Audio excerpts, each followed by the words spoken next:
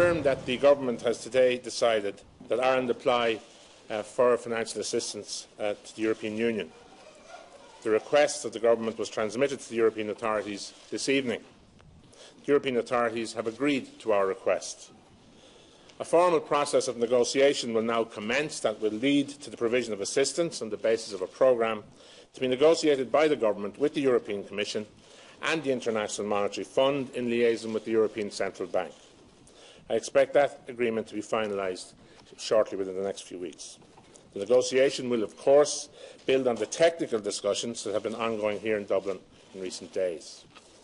The agreement will include a fund for potential future capital needs of the banking sector, and it will also build on the actions already taken by the Government and involve restructuring of the banking system. Put simply, the Irish banks will become significantly smaller than they have been in the past so that they can gradually be brought to stand on their own 2 feet once more.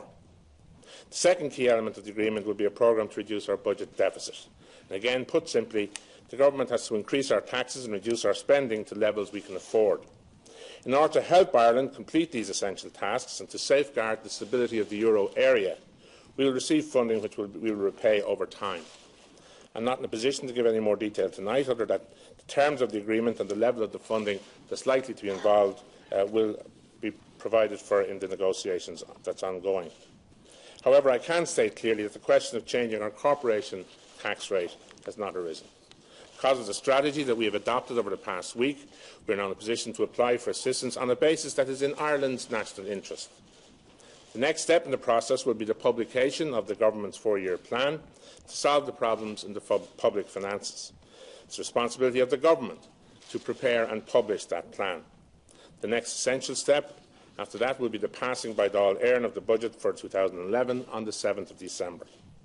The 4-year plan will provide for a reduction of the deficit of €15 billion by 2014, subject to annual reviews. It will be broken down into tax increases of €5 billion and spending cuts of €10 billion over 4 years. These targets already have the support of the Eurogroup finance ministers and the European Commission, and I am confident that they will remain as part of the agreement to provide financial assistance to Ireland. The budget for 2011 will provide for a reduction of €6 billion in the deficit, including tax increases and spending cuts. And these will be difficult, but everyone in Ireland will be affected. And we need to remember that we already have made an adjustment of €14.5 billion in the last 2 years. The 4-year plan will show everyone at home and abroad how we will complete this process over the next 4 years. Everyone will know where they stand so that they can plan for the future, and the uncertainty that has caused concern and anxiety will be removed. We will retain most of our public service improvements of the past decade. Income tax levels will return to levels that applied in 2006 over the period of the plan, and we will also adopt further measures to improve our competitiveness, ensuring that the economy starts to grow and create jobs.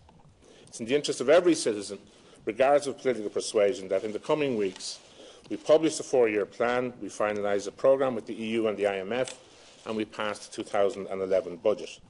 And I want to thank all of our partners in Europe for their solidarity at this time.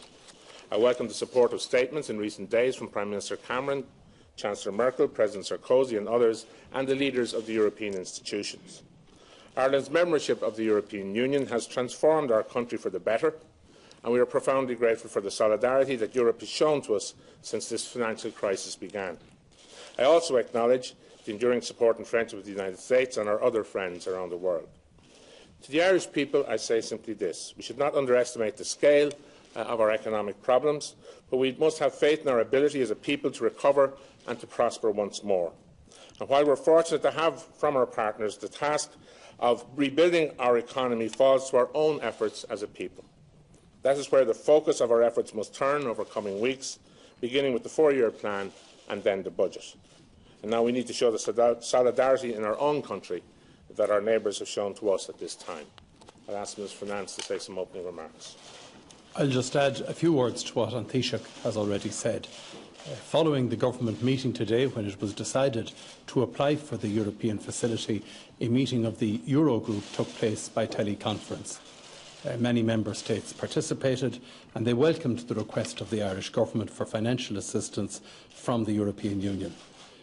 in the context of a joint programme. The relevant facilities, the financial loans, will be provided by the European facility, by the stabilisation mechanism which is available to the Commission, and with IMF funding.